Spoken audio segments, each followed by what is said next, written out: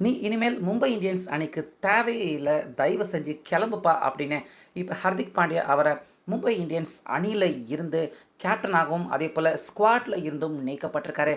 அவர் போனதுக்கு அப்புறமா அடுத்ததா வந்த சூரியகுமார். சூரியகுமார் வந்ததுக்கு அப்புறமா இத்தனை நாட்களாக எனக்கு வலிக்குது, வலிக்குது அப்படின்னு இன்ஜூர்ல இருந்த ரோஹித் சர்மா அதிரடியாக மும்பை இந்தியன்ஸ் அணிக்கு கம்பேக் குடுத்திருக்காரு. கம்பேக் குடுத்தது மட்டும் இல்லாம, இன்னைக்கு ரோஹித் சர்மா அடிச்சாரு பாருங்க அடி. இதுவரைக்கும் ரோஹித் சர்மா அவர்கிட்ட பார்க்காத பயங்கரமான, கொடூரமான அடிய இன்னைக்கு மும்பை இந்தியன்ஸ் அணிக்காக வெளிப்படுத்தி, ஒரு த்ரில்லரான மேட்சாக கடைசி வரைக்கும் ஆட்டம் பரபரப்பாக நடந்தாலும், மும்பை இந்தியன்ஸ் அணி ஒரு அசத்தலான வெற்றியை இந்த மேட்ச்ல அடைகிறாங்க. அதுவும் எப்படின்னா, இந்த ஒரே வெற்றியால அவங்க இழந்த அந்த பிளே ஆஃப்க்கான வாய்ப்பை சற்றே இப்போ இன்னும் கொஞ்சம் அதிகரிக்க வைக்கிறாங்க மும்பை இந்தியன்ஸ். அதேபோல கடைசி வாய்ப்பாக இருந்த அந்த வாய்ப்பையுமே லக்னோ அணி அவங்க இழந்து புலிப்பட்டையிலையும் 10வது இடத்துக்கு தள்ளப்பட்டு மோசமான நிலைமைக்கு லக்னோ அணி அவங்களும் தள்ளப்படுறாங்க.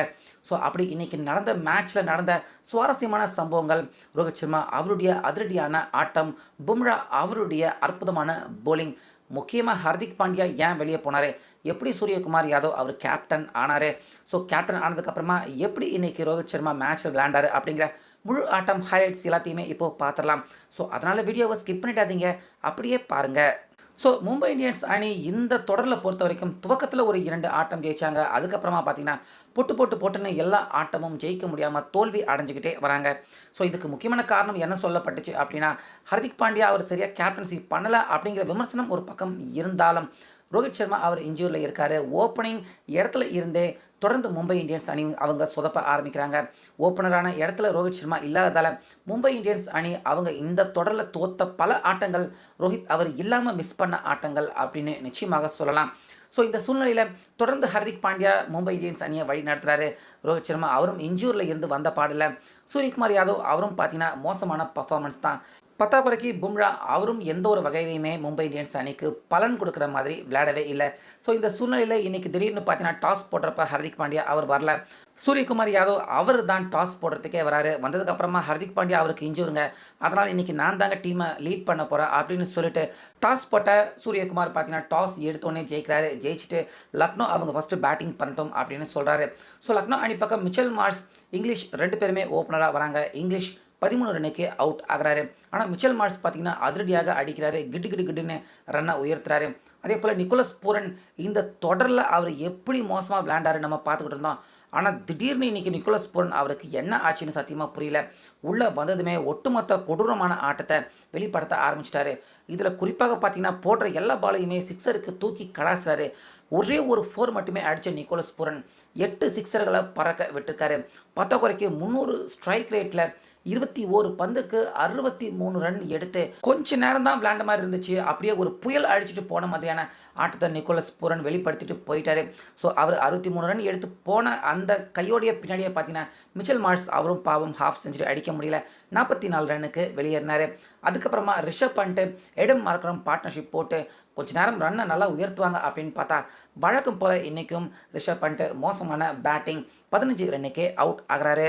அதுக்கப்புறமா வந்த ரகுவன் 11 ரன் தான் எடுக்கிறாரு. ஆனால் கடைசி நேரத்தில் ஹிட்மேன் சிங் பார்த்தீங்கன்னா இறங்குறாரு. 31 பந்து ஃபேஸ் பண்ணாலும் 40 ரன் ஒரு நல்ல ஃபினிஷிங்கை லக்னோ அணிக்கு கொடுக்குறாரு. அதே போல் இன்னொரு பேட்ஸ்மேனான ஏடம் மார்க்ரம் அவரும் ஒரு 31 ரன் எடுக்க கடைசியாக 20 ஓவருக்கு 228 அப்படிங்கிற ஒரு செம்மையான நல்ல ஸ்கோரை லக்னோ அணி எடுக்கிறாங்க. மும்பை இந்தியன்ஸ் அணி அவங்க இப்போ இருக்கிற ஃபார்முக்கு கண்டிப்பாக இவ்வளோ பெரிய டார்கெட்லாம் எப்படி சேஸ் பண்ணுவாங்க, லக்னோ அணி ஜெயிச்சிடுவாங்க இந்த மேட்ச்சில் அப்படின்னு தான் எல்லாருமே நினச்சாங்க. அப்போ தான் பார்த்தீங்கன்னா இன்றைக்கி ஆட்டத்துக்கு உள்ள கம்பேக் கொடுத்துருக்க நம்ம ரோஹித் சர்மா ஓப்பனராக இறங்குறாரு. அதே போல் யார் கூட இறங்குறாரு அப்படின்னு பார்த்தீங்கன்னா ரிக்கல் அவர் கூட இறங்குறாரு. 2 பேருமே விளையாடுறாங்க. எப்படி விளையாடுறாங்க அப்படின்னு பார்த்தீங்கன்னா, லக்னோ அணி அவங்களால ஒன்றுமே பண்ண முடியல. போடுற எல்லா பாலையுமே தூக்கி சிக்ஸருக்கும் 4க்கும் கடாசுறாங்க. முக்கியமாக ஒரு பக்கம் ரோஹித் சர்மாவுக்கு ஸ்ட்ரைக் வந்தால் இவர் அடிக்கிறாரு, அந்த பக்கம் ரிக்கலுக்கு ஸ்ட்ரைக் வந்தால் அவர் அடிக்கிறாரு. 2 பேருமே வானவேடிக்கை சிக்ஸர்களை அடுத்தடுத்துன்னு காட்டி தாறுமாறாக ரொம்ப ஸ்பீடாக உயர்த்துறாங்க மும்பை இந்தியன்ஸ் அணியின் ஸ்கோரை. இதனால் பேக் டு பேக் 2 பேருமே பார்த்தீங்கன்னா அடுத்தடுத்துன்னு 50யை கம்ப்ளீட் பண்ணுறாங்க. 50யை கம்ப்ளீட் பண்ணது மட்டும் இல்லாமல் மும்பை இந்தியன்ஸ் அணியின் ஸ்கோர் ரொம்ப சீக்கிரமாக அந்த 100 ரன்னை கடந்து 10 ஓவர்லேயே கிட்டத்தட்ட 140க்கும் அதிகமான ரன்னை ரீச் பண்ணுறாங்க மும்பை இந்தியன்ஸ் அணி. ஆனால் எதிர்பாராத விதமாக ரிக்கல் செஞ்சுரி அடிப்பார் அப்படின்னு பார்த்தா 83 ரனில் அவுட் ஆகிறாரு. ஸோ அவர் அவுட் ஆனதுக்கப்புறமா கொஞ்ச நேரம் அதிரடியாக விளையாண்டார் ரோஹித் சர்மா. அவரும் ரன்னை ஸ்பீடாக உயர்த்தினார். ஆனாலுமே ரோஹித் சர்மா அவரும் பார்த்தீங்கன்னா ஒரு கேட்சை கொடுத்து 84 ரனில் அவுட் ஆகிறாரு. ஸோ ரொம்ப நாள் கழித்து இன்றைக்கி கம்பேக் கொடுத்துருக்க ரோஹித் சர்மா என்னடா பெருசாக அடிக்க போகிறாரு அப்படின்னு பார்த்தா கம்ப்ளீட்டாக இந்த ஆண்டு ஐபிஎல்லில் மும்பை இந்தியன்ஸ் அணிக்கு தேவையான அந்த மொமெண்டமை ஒத்த ஆளாக ரோஹித் சர்மா நின்று இன்னைக்கு சிறப்பான சம்பவத்தை செஞ்சு கொடுத்துட்டாரு. ஸோ அந்த இடத்துலையே இவங்க 2 பேரும் அவுட் ஆகிறப்பவே ஏறக்குறைய மும்பை இந்தியன்ஸ் அணியின் வெற்றி உறுதி செய்யப்பட்ட ஒன்று அப்படிங்கிற மாதிரி ஆயிடுச்சு. ஏன்னா 10 ஓவருக்கு ஒரு 80 ரன் அடிக்கிற மாதிரி தான் டார்கெட்டே இருந்துச்சு. ஆனால் அதுக்கப்புறமா வந்த திலக் வர்மா பார்த்தீங்கன்னா 11 ரன் தான் எடுத்தார். சூரியகுமார் யாதவ் அவர் கூட 12 ரன் தான் எடுத்தார். ஆனாலுமே இந்த அடுத்தடுத்த விக்கெட்டுகள் இம்பேக்ட் பெருசாக மும்பை இந்தியன்ஸ் அணியை பாதிக்கவே இல்லை. அதுக்கப்புறமா நமன் வில்ஜாக் இவங்க 2 பேருமே விளையாடுறாங்க. ரன் ரேட் டார்கெட் பார்த்தீங்கன்னா ரொம்பவே சொற்பமாக குறைஞ்சி போச்சு. கடைசி 2 ஓவருக்கெல்லாம் ஒரு 15-14 ரன் தான் டார்கெட்டாக மும்பை இந்தியன்ஸ் அணிக்கு எதிராகவே இருந்துச்சு. அந்த அளவுக்கு இவங்க 2 பேருமே 10 ஓவர்லேயே மேட்சை ஏறக்குறைய முடிச்சு விட்டு ரொம்ப ஈஸியான வெற்றியை பின்னாடி வர்றவங்க அடைஞ்சு ரொம்ப கஷ்டப்படாத ஒரு வெற்றி மும்பை இந்தியன்ஸ் அணி அடைகிற மாதிரியான ஒரு மேட்சை செட் பண்ணி கொடுத்துட்டாங்க. ஸோ இதனால் அடுத்தடுத்து வந்த பேட்ஸ்மேன்கள் விக்கெட் கொஞ்சம் விழுந்தாலுமே ஈஸியாக டார்கெட்டை ரீச் பண்ணுறாங்க. மும்பை இந்தியன்ஸ் அணி ஒரு வழியாக தோல்வியில் இருந்து மீண்டு இந்த ஆட்டத்தில் வெற்றி அடைகிறாங்க. ஸோ இந்த ஆட்டத்தின் வெற்றி இப்போ மும்பை இந்தியன்ஸ் அணி அவங்களுக்கு பாயிண்ட்ஸ் டேபிளில் பார்த்தீங்கன்னா ஏற்கனவே அவங்க கீழே இருக்காங்க 8-9 அப்படின்னு தடுமாறிக்கிட்டு இருந்த மும்பை இந்தியன்ஸ் அணி அவங்களால இப்போ இந்த ஆட்டத்தின் வெற்றியின் மூலயமா 9வது இடத்துலையே இருக்காங்க. ஆனாலுமே மும்பை இந்தியன்ஸ் அணி அவங்க சுத்தமாக பிளே ஆஃப் வாய்ப்பே இல்லைடா அப்படின்னு நினச்சிக்கிட்டு இருக்க மும்பை ரசிகர்களுக்கு ஏதோ கொஞ்சம் வாய்ப்பு இருக்குது. ஏன்னா பாயிண்ட்ஸ் டேபிள் மேலே இருக்கிற எந்த டீமும் பார்த்தீங்கன்னா இன்னும் 14 புள்ளிகளை கடக்கல.